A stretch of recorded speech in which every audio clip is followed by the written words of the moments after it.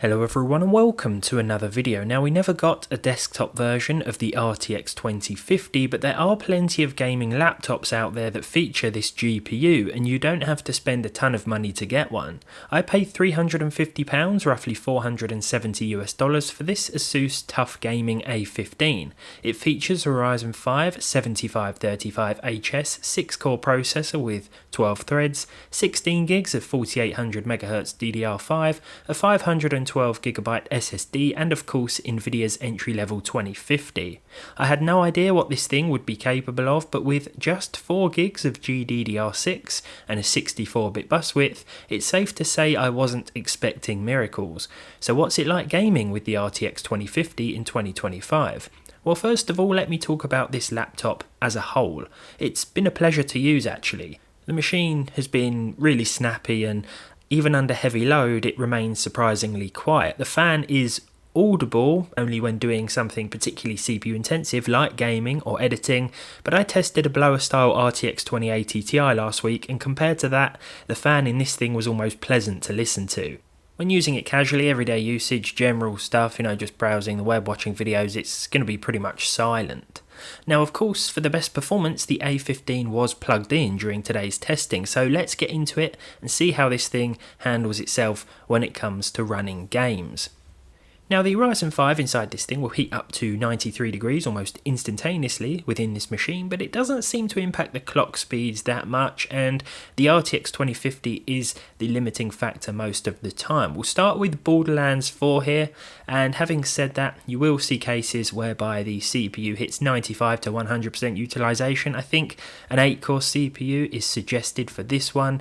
Now in order to get a sort of playable frame rate, we needed the lowest settings with DLSS enabled and set to ultra performance, so we're upscaling from a pretty low resolution here, 360p, somewhere around there, and even so we were able to hit just 43 frames per second with a 1% low of 22 and a 0.1% low of 15. This is probably the most demanding game we tested today, apart from Oblivion Remastered, which we'll move on to a little later on. I'll try and stick to alphabetical order for this one, though I'm sure that will go out the window sooner rather than later, as it normally does. Next up we have the Call of Duty Black Ops 7 Beta, 1080p with the minimum preset here. That said, the resolution scaling was set to 100% because when you enable the minimum preset it will actually drop to 50% scale, but I cranked it back up to 100 just to see how it started, and to be honest I was quite surprised by the plus 60 FPS average that we saw, 63 FPS overall. The 1% low was 37 and the 0.1% low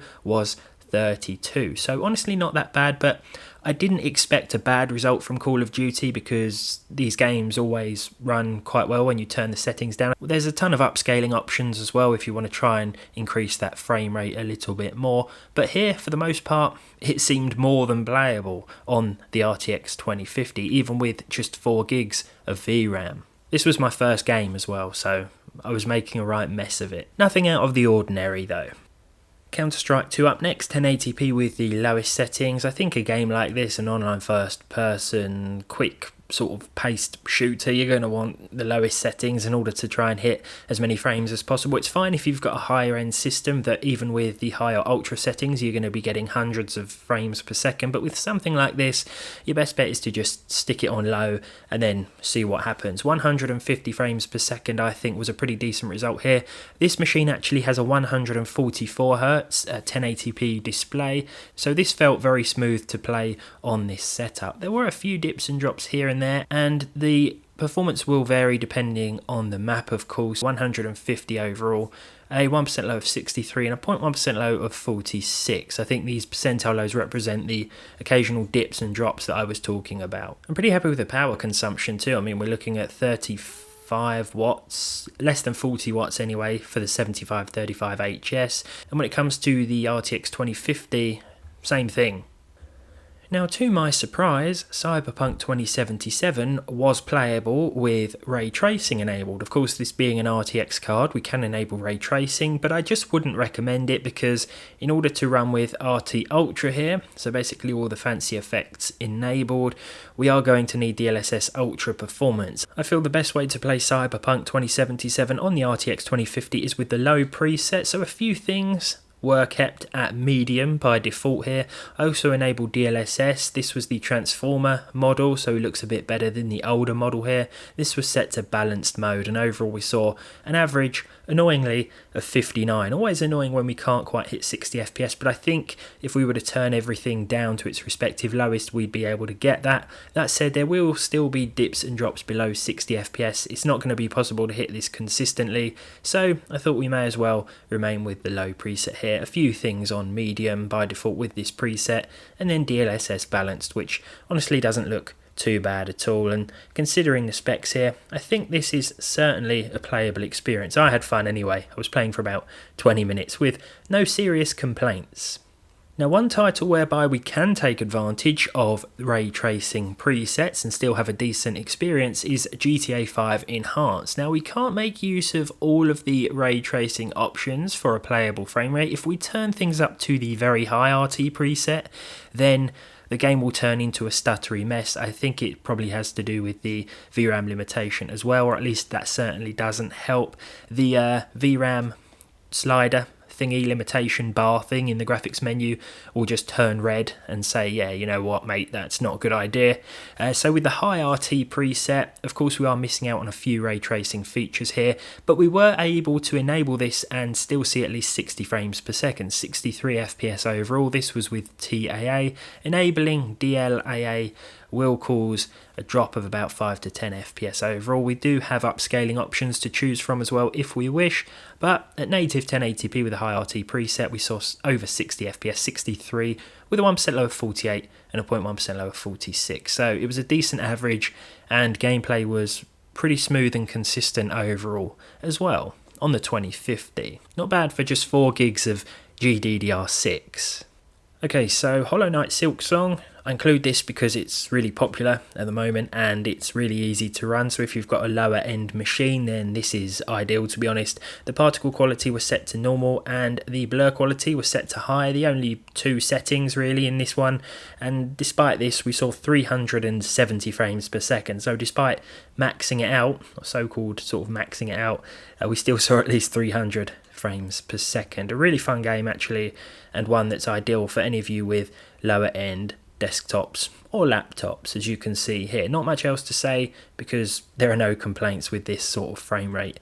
Now, it may have been a mistake to try and target at least 60 FPS most of the time in this video, especially with an entry-level mobile GPU like the 2050, but it didn't always take too much of a sacrifice in order to hit that, and I think Kingdom Come Deliverance 2 is a good example. With the low preset and DLSS set to quality, this is also with the new transformer model as well, so DLSS 4 here, we're seeing at least 60 frames per second on average, 67 to be exact. Our 1% low was 51 and our 0.1% low was 46. Now we had to keep things at low to avoid dips and drops that came with the medium option. The VRAM, I think, again the limitation causing the occasional stutter, and this really impacted the consistency of the game, so I thought it was best to stick things on low. The game still looks great in my opinion, and performance for the most part was very smooth. I decided to just steal a horse, ride it towards the woods, see how the frame rate held up, and even so we did see a few dips and drops below 60, but it was still a very playable experience. Of course, I don't feel like 60 FPS is necessary all of the time, especially in third-person scenarios like Red Dead Redemption 2. This does, of course, have a first-person mode, but I find myself playing in third-person most of the time. If you want to play it in first-person, though, you might want at least 60 frames per second for it to feel at its best.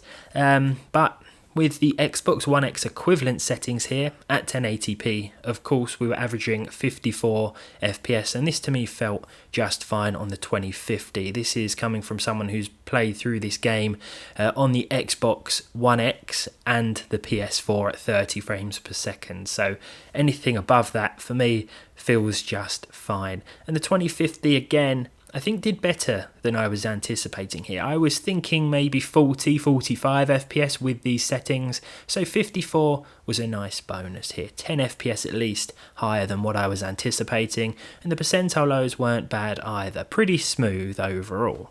I've added the new Skate to the benchmarks. I've been wanting to try this out for ages. I didn't even know it was free to play, but I saw it pop up on Steam recently, so I thought, yeah, we'll try this out here.